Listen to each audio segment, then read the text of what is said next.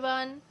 Today I'm going to start a new chapter that is transportation of materials in plants and animals, and this chapter focuses on what is human excretory system, then excretory system, their designs and the function, then transportation of food inside plants, how it happens and how it is occurring, that we will learn in this chapter, and also about how excretion is done in plants. Okay, so let us start with what is transportation actually is. तो transportation भाई क्या होता है, उसे एक kick off activity से जानते हैं, that is the ball and the heart. Okay, first of all, for doing this activity you have to take a tennis ball and cut a hole in it. Pump some water inside. Now squeeze the water out by squishing it with your fingers out. Sorry. तो हमारा मतलब हम लोग क्या notice करने वाले हैं इस एक्टिविटी से। So our heart is much like this tennis ball. Every time there is a pumping movement, the blood जो है is squeezed out into our system. Likewise, when we relax our grip, the tennis ball comes back to its original position. The heart too goes back to its original position in between its beats. Understood? The whole process is repeated time and again until we die. Now imagine your body like a massive building with many rooms.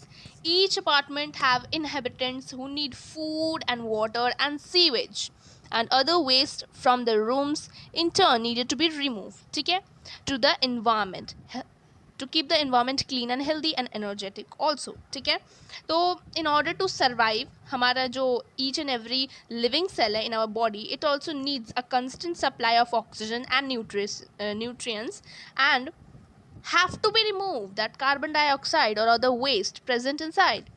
These functions are carried out by circulatory systems and excretory system. Okay, अब transportation की जहाँ तक मैं बात करती हूँ, तो transportation मतलब जैसे कि हम लोग जानते हैं बेसिक कि हमारे बॉडी में बहुत सारे सेल्स प्रेजेंट होते हैं, इजंट इट?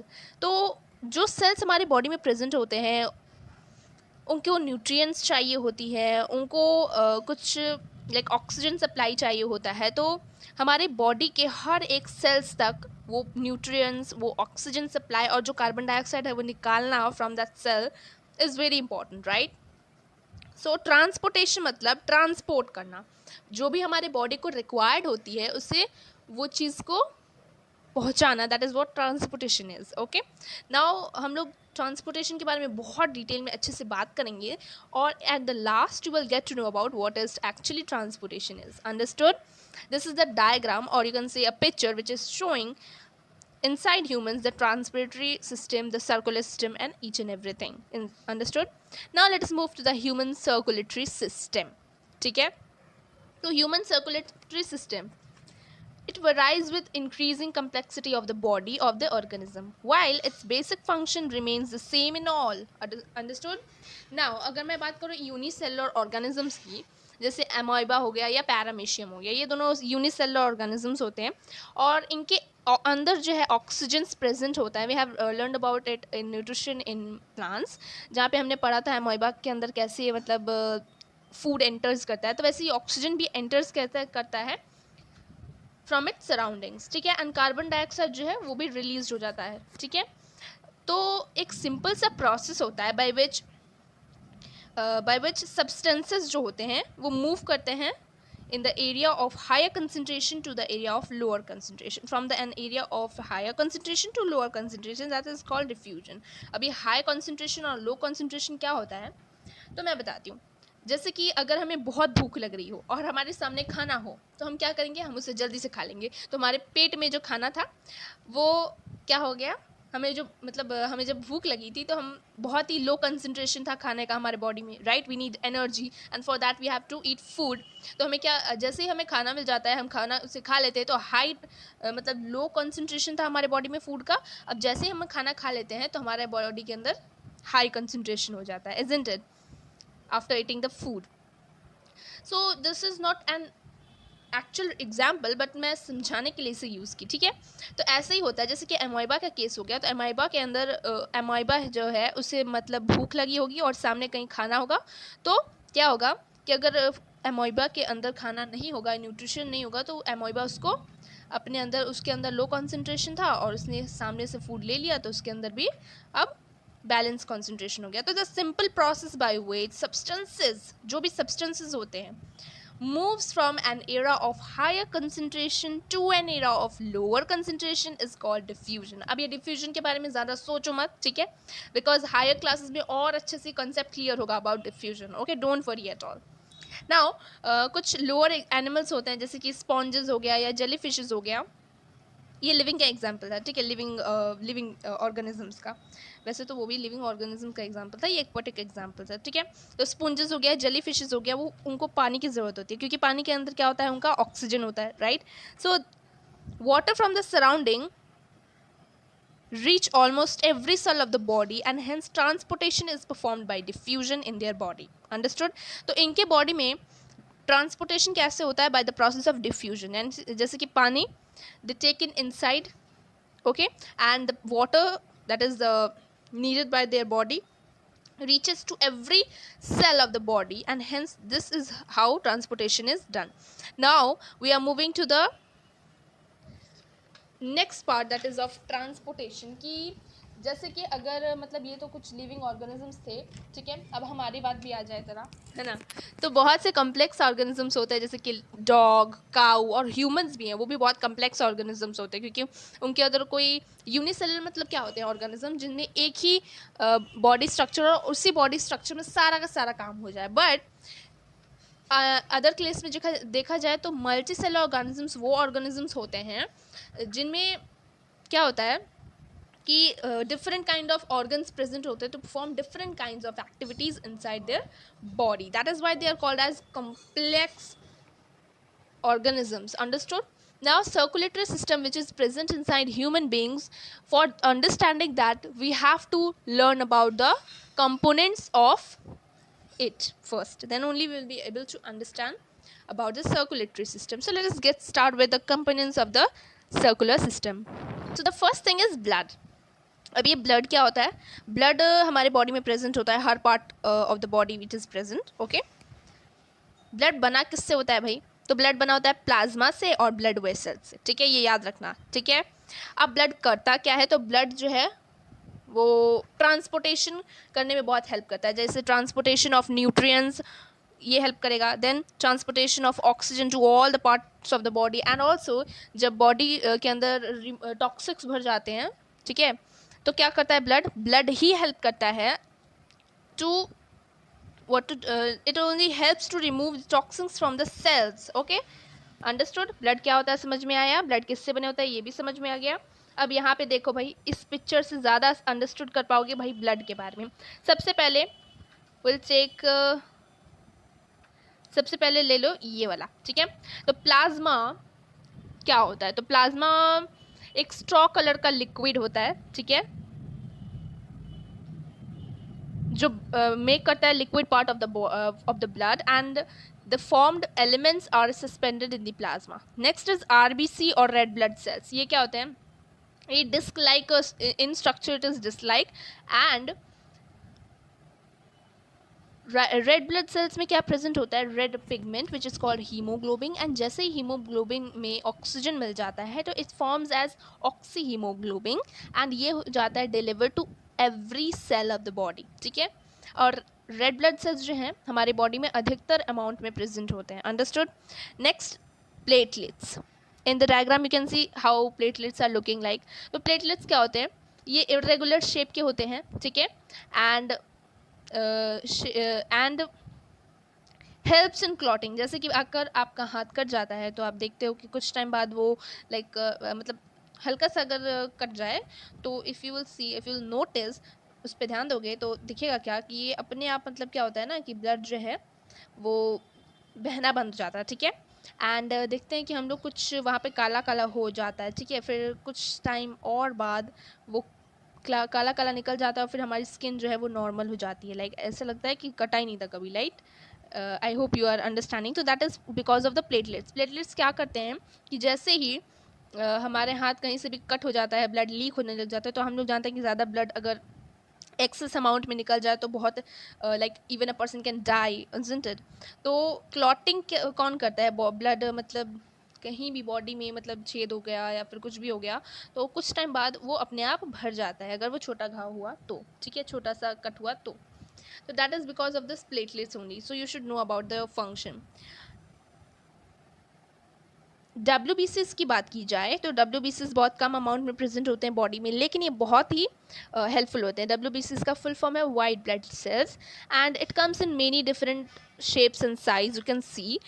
WBCs हालांकि कम अमाउंट में प्रेजेंट होते हैं लेकिन बहुत ही हेल्पफुल होते हैं। वाई? बिकॉज ये जो भी लाइक फॉरेन पार्टिकल्स होते हैं या फिर जर्म्स होते हैं हमारे ब्लड्स में, तो उसे डिस्ट्रॉय करके रख देता है। Understood? So they destroy germs or other foreign particles in body and help in building immunity. That is why it is much important. Understood? Just go through this diagram to understand more about the blood. This is components of blood. Now moving to heart. सबसे पहले बता दूँ, ये जो है यहाँ पे diagram दिया हुआ है ये प्रैक्टिस करने के लिए, because if you are in class और standard 7 it will really be helpful to draw with the diagram. मतलब ये जो डायग्राम मैंने दिया हुआ है इसका पिक्चर, इससे से देख के ड्रा करो तो ज़्यादा अच्छा रहेगा, ठीक है, क्योंकि डायग्राम अक्सर मांगा जाता है। एंड यहाँ पे देखा जाए तो how flow of blood occurs in human heart, you can understand through this picture, so you just go through it. Now heart के बारे में क्या बताऊँ? हार्ट जो है सबसे इम्पॉर्टेंट ऑर्गन होता है and its function is to pump blood, right? ये पंप करता है blood to all the parts of the body, right? then this blood जो होता है this heart is covered or protected with a kind of double walled sac like structure, something that is called as pericardium. Okay, pericardium, you just make it correct, I have written the spelling wrong. तो अगर बात किया जाए heart के बारे में तो humans का हार्ट ही नहीं, अगर मैमल्स का हार्ट भी देखा जाए तो उनके पास भी 4 चैम्बर्स होते हैं which is guarded by valves. Now here you see, इस डायग्राम से हम लोग ज़्यादा पता कर सकते हैं अबाउट ह्यूमंस हार्ट, ठीक है? तो सबसे पहले देख लो, 4 चैम्बर्स की मैंने बात की थी, है ना? 4 चैम्बर्स की मैंने बात की थी जो कि ह्यूमंस के बॉडी में फाउंड होते हैं। This is the first chamber, this is the second chamber, this is the third chamber and this is the fourth chamber. समझ में आ गया ये कौन कौन से चैम्बर्स हैं? नाम बताती हूँ मैं, लेकिन पहले देख लो कि भाई ये पहला है, ये दूसरा है, ये तीसरा है और ये चौथा है। समझ में आया? ये है 4 chambers of the humans heart. Now बात किया जाए इनके बारे में तो सबसे पहले जान लो कि इस वाले पोर्शन को क्या बोलते हैं। इस वाले पोर्शन को बोलते हैं राइट ऑरिकल, और you can also call it as right atrium. Understood? This part is called right ventricle. ये right part अगर बनाया जाए तो ये right part होता है, ठीक है? तो right ventricle ये है, right atrium ये है, then here जो left side में दिख रहा है ये left वाला जो portion है ये है left auricle और left atrium, and ये है left ventricle. Understood? I hope you are. Now सबसे पहले जान लो हो क्या रहा है यहाँ पे, ठीक है, तभी ज़्यादा समझ में आएगा। सबसे पहले यहाँ पे है हमारे पास ये कुछ फीचर्स, ये वाला दिख रहा है कुछ, ये जहाँ पे 3 ऐसे ऐसे बने हुए हैं, that is called aorta. Okay, that is aorta. So aorta और aortic arc, it is main artery जो कि क्या करता है, that carries blood away from the heart to different parts of the body. हर बॉडी के हर पार्ट्स तक ये ब्लड पहुंचाता है, ऑक्सीजनेटेड ब्लड को पहुंचाता है, that is aorta. Remember, okay? Pulmonary artery, I hope you can see this is pulmonary artery. कहाँ है भाई? ये रहा पल्मोनरी आर्टरी। तो ये वेसल्स हैं जो क्या कैरी करते हैं blood, okay, from the heart to the lungs, यानी कि दिल से लंग्स तक पहुंचाते हैं ब्लड्स को, ठीक है, ताकि ब्लड जो है वो ऑक्सीडाइज हो जाए, ठीक है? यहाँ पे और डीऑक्सीजनेटेड ब्लड होता है और ये जो है ये ब्लड को लंग्स तक पहुंचाता है for getting oxidised. Understood? This is pulmonary vein, this was aorta. Then aortic valve, ये वेल्व होते हैं which is present inside the aorta to prevent backflow of blood into the left atrium. Understood? Next is left auricle or atrium. ये upper thin wall chamber होते हैं towards the left that receive blood from the veins. Understood? ये है white जो दिख रहा है, इसे बोला गया है मिटल और बिकस्पी वेव्स, ठीक है, जो कि अलाउ करते हैं ब्लड को to move from here it flows to this ventricle, ठीक है, तो मूव करने में हेल्प करते हैं. That is what bicuspid valve do. Okay, now left ventricle का बात किया जाए तो it is lower thick wall chamber towards the left that forcefully pump blood out of the heart. Understood. अब यहाँ पे बात करते हैं from the beginning, that is pulmonary valve, जो कि ये रहा, राइट, पल्मोनरी वेल्व. तो भाई इसका क्या काम बताया है, तो valve inside the pulmonary artery that prevents backflow of blood into the right ventricle, ठीक है. देन पल्मोनरी वेन का देखा जाए तो blood vessels that carries blood from the lungs to the heart, यानी कि लंग्स से हार्ट तक पहुंचाने में हेल्प करते हैं pulmonary veins. Understood. Now right auricle or atrium, the upper thin wall chamber towards the right that receive blood from the veins are the right atrium. Then tricuspid wave, जो कि यहाँ पे white दिख रहा है, ये tricuspid wave है, जो कि क्या करता है, सपोज यहाँ पे ब्लड है इस जगह पे, दैट इज राइट एट्रियम में जब ब्लड होता है तो राइट वेंट्रिकल तक पहुँचाने में ट्रिकस्पिड हेल्प करता है. तो it allows entry of the blood from the right auricle to the right ventricle. This is tricuspid wave. Then you comes to right ventricle. तो ये क्या है, lower thick wall chamber है towards the right that forcibly pumps blood out of the heart. यानी कि ये क्या करता है, हार्ट से ब्लड को बाहर पहुंचाता है इस तरफ, और ये लंग्स में जाके मतलब कार्बन डाइऑक्साइड रिमूव हो जाता है और ऑक्सीजनेटेड ब्लड फिर वापस हार्ट में आ जाता है, ठीक है. I hope you are understanding. Now we are coming to blood vessels, ठीक है. पर उससे पहले मैं थोड़ा हार्ट के बारे में बता दे रही हूँ कि ह्यूमंस हार्ट का जो है वो 4 चैम्बर्स होता है. सबसे इंपॉर्टेंट 2 अपर चैम्बर्स होते हैं और 2 लोअर चैम्बर्स होते हैं, ठीक है.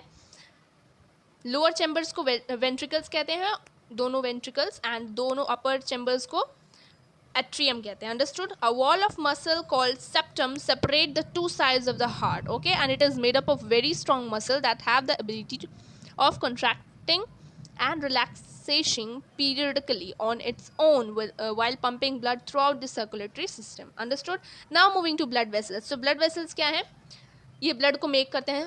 रिकॉल करो, मैंने बताया था कि ब्लड किससे बना होता है, प्लाज्मा एंड ब्लड वेसल्स से. तो ब्लड वेसल्स क्या करते हैं, ब्लड को फॉर्म करते हैं, and it is also carriers, ये कैरी करते हैं. क्या करते हैं, carry materials to all the cells of the body. ये कैरी करते हैं ब्लड को कैरी करते हैं to rest of the body तक पहुंचाने में, ठीक है. अंडरस्टूड. ब्लड वेसल्स क्या है भाई, ये एक रेल रोड्स हैं जो कि हेल्प करते हैं to travelling for the travelling of blood, okay. 3 main type of blood vessels होते हैं जिसके बारे में ये टेबल में मैंने समझा रखा है, जिसके बारे में मैं समझा रही भी हूँ, ठीक है. पहले है भाई आर्टरी. आर्टरी क्या करता है, तो आर्टरी ब्लड को हार्ट से दूर भेजता है, ठीक है. तो कैरी करता है ब्लड को from the heart, away from the heart, okay. Structure बोला जाए आर्टरी का कैसा होता है, तो वो थिक वॉल्ड होता है, यानी कि मोटा होता है. एंड वल्व का पूछा था तो it is not present inside. Understood. When का बात करा जाए तो वेन क्या करता है, ये कैरी करता है blood into heart from the rest of the body. Understood. And structure बोला जाए तो ये बहुत पतले होते हैं एंड प्रेजेंट होते हैं इनसाइड वेल्व, ठीक है. कैपिलरी का बात किया जाए तो ये एक्सचेंज ऑफ मटेरियल्स में हेल्प करते हैं and happens through the walls. Understood. Walls जो है वो एक्सट्रीमली थिन होते हैं, सिंगल सेल लाइक थिक, ठीक है, and not present inside. Clear.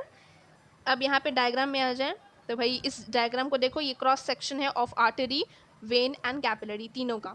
तो अब अगर हम देखें तो meeting point of artery and when, meeting point of artery and when is forming capillary, isn't it. ये रेड वाला और ये ब्लू वाला दोनों ज्वाइन हो रहे हैं तो forming capillaries. Understood. Yes. Then vein, ये वेन है जो क्या करता है, कैरी करता है blood into the heart from the rest of the body, ठीक है. यानी कि पूरे बॉडी से क्या करता है, ब्लड को हार्ट के पास ले जाता है. आर्टरी क्या करता है, आर्टरी करता है ब्लड को carry away from the heart, isn't it. Okay. I hope you all are understanding this portion, isn't it? Okay. Now let us move to the next part, which is fact to be known about blood. Blood जो कि arteries में present होते हैं वो बहुत bright red colour के होते हैं. क्यों ब्राइट रेड कलर के होते हैं, क्या रीज़न है? तो भाई जो वेन्स वहाँ पे जो ब्लड वहाँ पे प्रेजेंट होते हैं उनके पास हायर अमाउंट में ऑक्सीजन प्रेजेंट होता है. यही रीज़न है कि आर्टरीज के पास जो भी ब्लड होता है वो बहुत ब्राइट कलर का होता है. Now I think you have got whatever I have said. One more thing you should know that कि हमारा जो हार्ट बीट है ये बीट करता है around 3 million times in average person's life. Understood? I hope you are understanding whatever I have said. Okay, now moving to the pathway of blood in humans. कैसे? सबसे पहले तो भाई ये जान लो कि हार्ट जो है पंप करता है, पंप स्टेशन की तरह काम करता है for the entire body and every day it pumps about 5 litre of blood through the circulatory system of an adult. क्या इमेजिन कर सकते हो कितना स्ट्रॉन्ग होगा ये मसल्स जो कि हेल्प करता है. this should like you have to ensure that which with each pump blood reaches from a little toe, यानी कि हमारे लिटिल टोई से लेके हमारे फीट से लेके हमारे ब्रेन तक इतने टॉप तक हर जगह ब्लड प्रेजेंट होता है in our body, isn't it? So कितने स्ट्रॉन्ग ये मसल्स होंगे. This shows how strong the muscles of the heart is, isn't it? The heart works as two pumps, one on the right and one on the left, working simultaneously, isn't it? अब चलो हम लोग समझते हैं कि भाई blood flow कैसे करता है. ठीक है, तो भाई सबसे पहले क्या है, deoxygenated blood flows from all the parts of the body to right atrium, यानी कि right atrium में जाता है deoxygenated blood from the rest of the body. जितने भी बॉडी में जितने भी जगह है सब सेल्स से लेकर deoxygenated blood जिसमें कार्बन डाइऑक्साइड की मात्रा ज़्यादा होती है वो ब्लड आता है और वो चला जाता है right atrium में.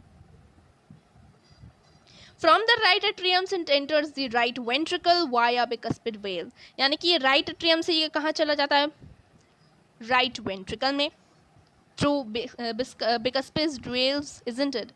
The right ventricle pumps deoxygenated blood to the lungs to receive oxygen and release carbon dioxide.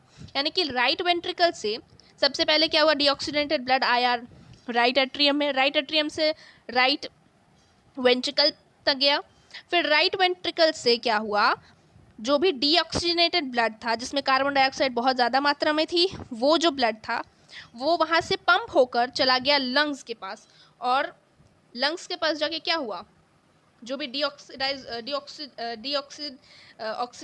Oxygenated blood जो था दैट वाज व्हाट हैपेंड,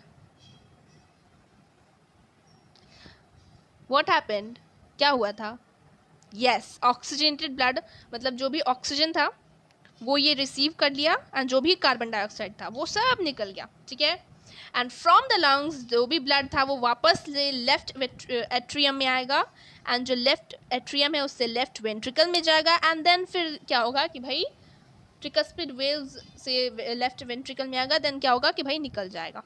अब ये थोड़ा सा मैं ज़्यादा अच्छे से समझा पाऊंगी from the diagram. Let's come back to the heart diagram, या इसे यूज़ करके मैं थोड़ा सा समझाती हूँ.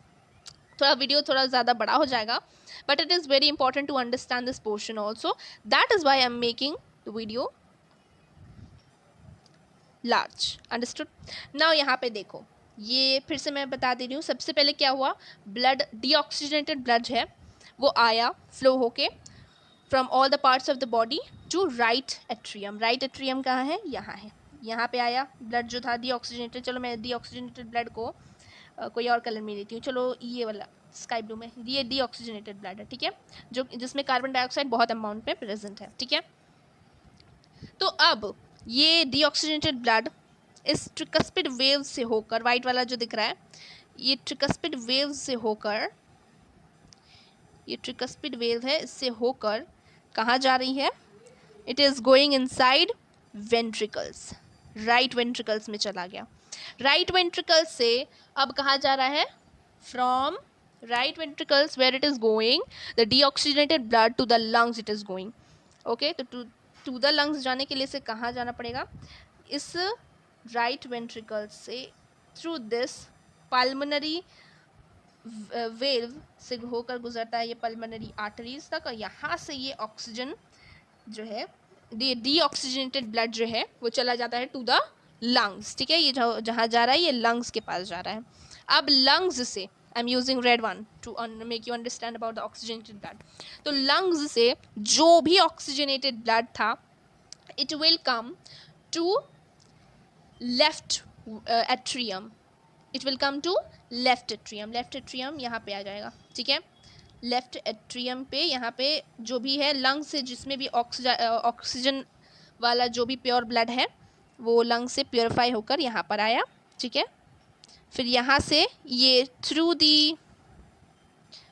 दिस बाइकस्पिड वेल्व ये होकर गुजरता है इनसाइड दिस लेफ्ट वेंट्रिकल में होता है, लेफ्ट वेंट्रिकल में ये आता है। फिर लेफ्ट वेंट्रिकल से कहाँ जाता है, it is pump to the rest of the body part. So ये यहाँ से कहाँ जाता होगा भाई, ये यहाँ से through here it goes here, यहाँ अओर्टा के पास जाता है ब्लड, जो भी ऑक्सीजनेटेड ब्लड है, एंड बाहर निकल जाता है थ्रू दीज 3 पाइप्स जो देख रहे हैं, ये तीनों पाइप से बाहर निकल जाता है और चला जाता है तो रेस्ट ऑफ द बॉडी, ठीक है। रेस्ट ऑफ द बॉडी में सभी बॉडी में पहुंच जाता है ये oxygenated blood. Understood? This is how blood flow करता है, डीऑक्सीजनेटेड ब्लड से ऑक्सीजनेटेड ब्लड बन जाता है। समझ में आया? आई होप समझ में आया होगा। नहीं समझ में आया तो वीडियो को थोड़ा सा आगे करके और अच्छे से समझ लो, ठीक है, क्योंकि मैंने बहुत ही बारीकी से ब्लड के फ्लो को इधर बताया हुआ है, ठीक है। Okay, now I hope you all have understood about blood, the pathway of blood. Now ये लास्ट पार्ट है of the circulatory system, then the half of the chapter I will cover. Okay, so heartbeat and heart rate, ठीक है। Heart beat क्या होती है and heart rate क्या होता है, ये दोनों डिफरेंट बातें हैं। सबसे पहले समझ लो हार्ट बीट क्या होती है। रेगुलर जो हमारा हार्ट है that beats, that use to beat and produce a sound that is called lub dub movement of our heart. It happens due to the pumping of blood around the body, and this only creates the heartbeat. The sound associated with the beat is actually caused by the closing of the valve associated with the heart. If you can listen carefully, you will hear that the heart, it makes the sound of love followed by a muscle slip dub. The first sound is caused by the closing of the bicuspid and the tricuspid valve, and the dub का sound होता है, it is formed by the closing of pulmonary and aortic valves. Understood? Whereas heart rate, या जिसे हम लोग pulse rate के नाम से भी जानते हैं, it is the number of times a person heart beats per minute. Understood? Normal heart rate जो है varies करता है from person to person, but a normal pulse for an average adult human is 72 beats per minute. Understood? अब यहाँ पे picture दिख रहा है through which we can see heartbeat and heart rate. Heart rate हम लोग को heart rate is also called as pulse rate. Okay, यहाँ पे हार्ट रेट नहीं होगा एक्चुअल में, it will be heartbeat. Understood? It will be heartbeat and this is pulse rate. तो heartbeat क्या होती है? It is the speed of time when our hearts use to beat, ठीक है, and produce a sound lub dub. Okay, and pulse rate जो है, it is the number of times blood flows from the capillaries that are caused due to the contractions in a minute, isn't it? Now I hope this part is clear to everyone, and so यहाँ तक हम लोगों ने पढ़ लिया है chapter को, यानी कि half of the chapter we have done.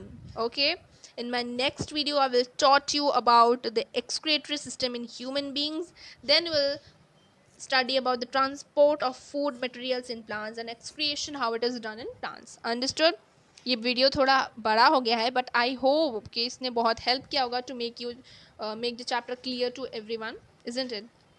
Here we have discussed about the components of circulatory system and introduction also to transportation. So I hope that थोड़ा बहुत जो clear idea है of what is transportation, you all have got it, isn't it? Okay, so this is the end of the video of part 1. I hope you liked and subscribe my channel. Thank you everyone for watching.